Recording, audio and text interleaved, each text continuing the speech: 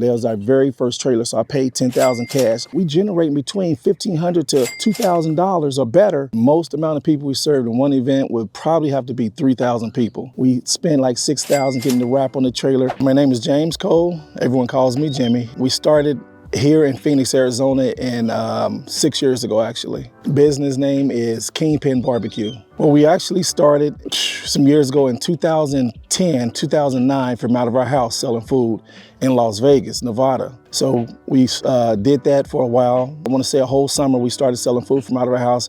We had strangers coming inside. They can actually walk up to the walk-up window. My sink was right here. We slide the sink back, slide the window back, and they can place an order or they can come inside and sit down on the couch. So we did that for a while. Then after that, we went from a street corner. And from the street corner, we used to have the Board of Health come out every weekend and they would give us a grade on our outdoor setup. And then from the outdoor setup, we went from a food trailer. And then from the food trailer, we went to a restaurant in Las Vegas. And then what brought you to Arizona? I moved to Arizona in '96, left and moved to Las Vegas in '99. But I always had a passion for Arizona, so I wound up moving back here 6 years ago. Did you want to be a chef? Were you working in kitchens, or did you just have a knack for it? Well, I want to say I probably had a knack for it. My parents at a young age, when I was in 11th, 12th grade, my mom, when younger than that, she actually seen something in me cooking. So in my 11th and 12th grade year, sent me to a vocation school for chef's training, and that's where I learned the basics of cooking at a young age then. And then when I got older, I decided I don't want to cook anymore. So I stopped cooking, but I started having kids.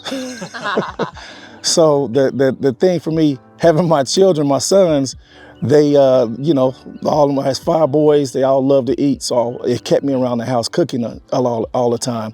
So from there, I just decided, you know what? I told my mom, I said, I'm going to start cooking from out of the house. And that's when I started cooking from out of the house, selling food. What led you to do barbecue? I think just being outside in an environment all the time, been in the backyard, and I said, you know what, I'm gonna start learning how to cook barbecue, and that's what I did. So my roots are Southern foods, so I twisted that, put that with barbecue, and that's where I'm at now. Can you talk a little bit about your menu and what you guys offer? Yeah, the menu is, I tell people I have untraditional style barbecue. I don't want to be associated with all the guys here in Arizona, and if you go to different barbecue restaurants, they all sell the same thing.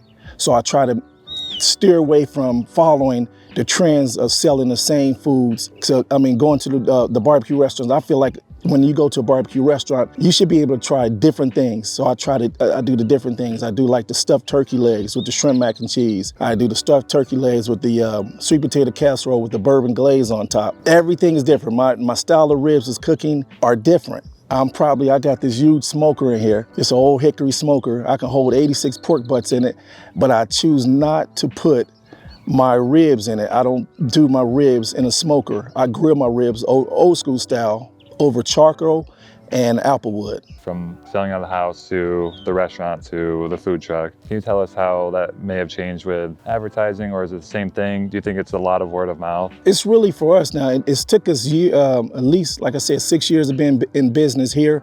It took us that long to be able to grow the lines that we have right now. And that's a blessing from God to be able to open up your door and pull anywhere and get on social media and let folks know where you're at. That's a blessing to be able to do that and have long lines like we have. Right now, it's been a lot of social media.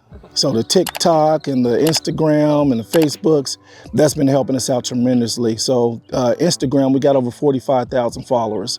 So it's been helping us out a lot. And we have a young lady who worked for us as our cashier. She's very good, very close to me and my wife. And she's been helping us out to grow our social media a lot. So. And then are you guys focusing on catering? Are you focused on events? What does that look like for you guys? Right now we're doing a lot of focus on just events, well, catering, more catering than anything. So we got a lot of Super Bowl catering coming up, and eventually we will be opening up a restaurant. Not exactly sure when, but that's the goal, is to open up a restaurant. So. Why open up a restaurant and not like another food truck? You know what? I had another food truck and I got rid of it. The thing about food trucks right now is hard to find good help, and then having a barbecue opposed to truck and trailer, you got to have someone to cook, you got to have someone to drive. So I think it's easier for us to be able to take the trailer out and go out and scout out those jobs with the trailer and then bring the people back to the restaurant. So that's what we're focusing on. So I would keep the trailer. Yes, we would definitely keep the food truck. When we had the two, and we never got both of them up and running at the same time. My wife was gonna do one, I was gonna do one. And then all of a sudden we look out, it's 50 to 100 people in line waiting for food. So we said, nah, I think we need to stay together for now till we figure this out a little bit, you know, so. So are there spots that you're setting up every single week? Yes, we do have a spot that we set up in Chandler, Arizona, 980 North Cooper Road. We set up there at least 2 or 3 times a week. And we normally go in the evening time. So people can catch us there from 5 to 8 or 5 to 9 in the evenings. On the more likely Thursday, Friday, and Saturdays. When you're doing that, how many people do you expect to like come out usually? Oh goodness, we serve probably at least somewhere between 50 to 100 people, something like that. Do you guys usually like sell out, or do you usually know how much you're bringing? Yeah, we normally, see, my thing is I don't like to carry food over for the next day, so we normally just go there and try to sell out. And then we're posted up on social media, letting folks know that, you know, we have sold out or whatever. If we happen to have to close earlier, an hour early before the time is posted. How far do you guys go for catering or any events? You know what, during the pandemic, this is one of my friends called me and said, hey, you should go down, you should come out here. So that's when it was closed. Everything was, you know, we didn't know what was gonna happen.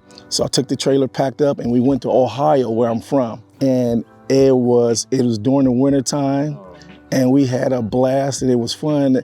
And I got video of folks standing in line, you know, deep in line in the snow, in the cold to get food. So yeah, we don't mind going for, you know, we'll go wherever. So when doing like these events, what are, obviously gas is like an expense and food is an expense. Is there any other outside expenses there? Your gas, your food, propane. We use a lot of propane. That's more like fuel. We have employees you got to worry about. How many employees do you have? Right now we got 3. And are they helping you cook? Are they just doing like the frontline stuff, like the cashier you mentioned? Yeah, only thing they really help right now with is the, I got a couple to help on the inside and someone who helps on the outside, the cashier. So all the cooking, basically, generally I do all the cooking. You were talking about your wife. Does she help you with that? And my wife, she does a little bit of cooking too also. She, one dish out of the whole, our whole Kingpin BBQ that she makes, and she does it so wonderfully. She makes a sweet potato casserole that's better than your grandmother's. I literally was like, I saw that on there, and when you said she made one dish, I'm like, I bet that's what it is. She's been making that, I mean, since we started back in Vegas, since we started in 2009, she's been making it since then. And we actually won awards with this thing, with this sweet potato casserole. Yeah, it's wonderful. So, but she's a big part of Kingpin BBQ too. She does a lot of the paperwork. She does a lot of scheduling because I'm so busy cooking and I don't have the time to do the scheduling. Just as you guys know, I wake up and I'm like, hey, where am I at? What am I doing? You know. So today was the only day within like probably a good month I've been able to, you know, sleep in because we had that job and we didn't have anything scheduled for today. So, and we had the job last night and that was in Queen Valley, Arizona. From here, it's 45 minutes away and it's tucked in, I mean, mountainside way back up in there. And it was a 55 and older resort and the people were they had a food trucker come out and this food trucker came out. I'm not mentioning any names, but this truck dropped the ball. And they was like, oh my goodness, they was really didn't like food trucks after that, but they want to continue having a food truck come once a month. So we got scheduled and they loved the food and we did a great job for them, so. So can you walk me through what like a typical day, like are you waking up and smoking stuff? Are you cooking stuff? Like what does it look like when you're getting prepared to go like out for an event? Typical day, I'm up more likely around 4 o'clock in the morning. I got my pork butts on. I put those on before I go to bed, so they're already smoking. By the time I get up at 4, I don't get those off until I get to a stop. So when I get to a stop, if it's at 11 o'clock, I have my pork butts already off, and then my chicken, I put that on probably about 3 hours. I smoke my chicken with applewood, of course. I love my applewood. So I smoke the chicken and pull those off right when I get to a stop too. Are you prepping, like, do you have a prep kitchen? Are you prepping at home? And do you prep like I see you have like all your sides, your mac and cheese, is all that stuff like prepared before you leave? Are you cooking that on the truck? Like you get there 2 hours early and you're cooking it? How does that work? I normally have everything done before I get there as far as my sides, and I do all of my cooking from out of here. So I'm equipped right here to do everything. I can do all my baking. I got an oven if I need to put my mac and cheese in. Sweet potato casserole, we got the oven, put the sweet potato casserole in the oven. Collard greens, I cook them right here on the stove myself. Everything is done right here on this trailer. So when you're driving, do you have stuff cooking? When I'm driving down the street, if you see smoke, there is cooking going on.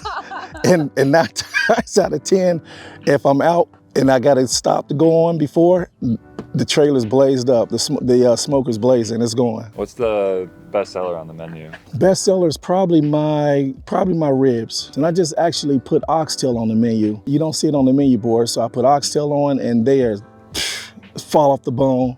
Preparation for the oxtail, I season them up, put them in the smoker for about 2 or 3 hours, take them out of the smoker, then I make a cognac gravy and I braise them in that. So good. What's your favorite item on the menu? Everything. You know what? The reason I gotta say everything, because I'm the kind of pit master that I tell other like young guys who ask me for inspiration, I tell them that don't let your sides be good and your meat is bad. Don't let your meat be good and your sides is bad. Everything has got to complement each other. I mean, you got to have good collard greens. You got to have good mac and cheese. You got to have good pork. You know, you got to have good ribs. I mean, your chicken, everything has got to be good. Your turkey legs, if you're going to put it on the menu, make sure everything is a winner. Make sure everything is a hit. How did you come up with the name Kingpin? Where does that come from? Oh my goodness. Kingpin came, I went to go, when I was in Cincinnati during the pandemic, I went to go visit a friend of mine, an old buddy. I haven't seen him in years. And he was like, we were sitting around talking and I was showing him pictures of my food. He was like, wow. He said, Cole, you're the Kingpin of barbecue. I said, that's it. He said, what? I said, no, that's it. Don't worry about it. That's it. So when I came back in town, I had the whole trailer wrapped with Kingpin BBQ. So every time he sees it on the internet or anything, he calls me up and tells me, you know you owe me royalties. I was gonna say, you give up royalties. Right. You know you owe me, buddy. You know you owe me. Where do you get your meats from usually? Are you getting it locally? Are you getting it sourced from somewhere? How do you find like your meat? I normally get it locally. I don't go through a butcher. Butcher is like a second party type thing. So when you go through a butcher, you're definitely gonna pay that butcher price from him trimming it up and everything. And I do all my trimmings myself. So I go to your restaurant depots and stuff like that. So that's basically it. Just try to make sure I get the best quality that they have. What's the most amount of people that you've served in one event? Oh goodness, the most amount of people we served in one event would probably have to be 3,000 people. So we did an event in Vegas that was for 3,000 on a Friday, and then we had to come back the next following day and serve 2,500. And we did it ourselves, just Kingpin BBQ. How much meat are you making for that? Oh, it was a lot of meat. So I can't remember exactly how much meat it was, but it was a lot of meat. And what I did, I had made sure I had people, extra staff there to help. I rented huge refrigerators that I brought out there on site. I rented huge grills and everything, and was able to take care of it that way. Was that like a festival or like an event, or was it just like a corporate thing? It was a corporate lunch, yes. And then in Vegas, you talked about having a restaurant. So you guys had a restaurant and you got rid of your truck when you had your restaurant? Yeah, we actually got rid of the truck and then decided to move out here because I was in Vegas for a long time and I just never could grasp the Vegas life. I didn't like it at all. And I always had a passion for Arizona. So I told my wife, I said, you know what, let's close the restaurant down in Las Vegas and move out here, and that's what we did. And did you move out here with the intention of starting a truck out here? Yes. As soon as you got here? Yep, as soon as we got here. So this is our second trailer, our old trailer. That is a funny story on how I got that trailer. I'm gonna make it short and quick. So I had a guy who invested with this when we first got the trailer in 2011, I'm not mistaken. Or so yeah, 10, something like that. And he said, I got a guy who has a trailer sitting in his backyard and has been back there for a long time. At the time, the trailer was only 2 years old. I said, let's go see it. So we went to go talk to the guy, and the guy was like, yeah, you guys, y'all can lease the trailer out, but I don't want to sell it. So he wound up, we wrote a deal out with him. We paid him monthly on his trailer. He never wanted to sell us the trailer. So I was like, oh goodness, what we're gonna do? After a year, almost a year and a half, we got voted Best Barbecue by the Weekly Magazine. We got featured in, I did tailgating for UNLV, giving them barbecue tips and stuff like that. So at the time, we were named a top-notch barbecue. And then the guy came and said, I'm filing bankrupt. I need to get the trailer back. And it just crushed me. I said, what? He said, I need to get the trailer back. Bankruptcy wants the trailer, they want to see the trailer. So I said, oh, wow. So reluctantly gave him the trailer back. So at the time, it had our wrap everything. We didn't have money to start, to get the wrap, but eventually throughout the process of working, we spent like $6,000 getting the wrap on the trailer. But basically I gave the trailer back to the guy, and bankruptcy came, and then it's sitting in his yard. Literally, he pulled the wrap off. It sat in his yard for over 9 or 10 years, something like that, over a span of time. I'm a painter by trade. So I happened to have a job I was doing down there. I had my own painting business. So I went down by the guy's house. I said, let me see if he got that trailer. Sure enough, the trailer was sitting in the guy's backyard still. Weeds had grew all around it. The tires was flat. And I was like, I said, Bob, how much do you want for the trailer? He said, give me 30,000. I said, all right, cool. So I'm trying to think, like, I got to get that trailer. It's still a good trailer. So about a year went by. I had the money, spent it, went to the guy. This is an honest guy truth. Went to the guy, and I was like, when I pulled up to his house, he had workers coming out. He was an old guy. He was getting renovations done on his house. So I went inside. I said, hey, Bob, I said, I'm ready to get the trailer. He said, all right, cool. So we sit down, we shake hands, sit down. And I said, this is all I got. I pulled 10,000 cash out and gave it to him. He said, no, you know I can't do that. I said, Bob, many years went by. You're not doing anything with the trailer. This trailer's meant to be mine. He said, I can't do it. I said, come on, Bob, think about it. It's 10,000 cash. It's 10,000? He said, yeah. So he asked his wife, she said, I don't care what you do. She's on the phone. I'm on the phone. This is your trailer. She gets off the phone. He gives her the money, asks her to count it out. We shook hands, and I bought that trailer. That was our very first trailer, so I paid 10,000 cash. Took me a long time to save the money up, and I bought that trailer. And then this trailer right here, we had both trailers sitting. We had both trailers for about 8 months, and then I acquired this one. And when I got this one, we basically put money down on it, and been paying the lady, gave her a large sum, and basically that's how I got this. Make a long story short. Did you sell your first trailer then? I wind up selling the first trailer. That was my pride and joy. It has so many memories behind it. And actually the guy, him and his wife are buying it from the gentleman who I sold it to. And they just came to me a couple days ago and asked me things about the trailer. How is it? Blah, blah, blah, blah, blah, that kind of stuff. I said, man, don't get to talking about that trailer. That's my baby. So, I'm gonna buy it again. Right, exactly. So I just believe when you doing this kind of stuff, you can't have enough of like extra equipment. Like I got extra generators. Things happen when you're going out on job sites. You break down, and next thing you know, you sitting in the trailer or your food truck, and you got $500 to $1,000 worth of product. So you got to make sure you got extra generators. Make sure you got extra everything. Keep the maintenance up on your truck and trailer. So, that's the key.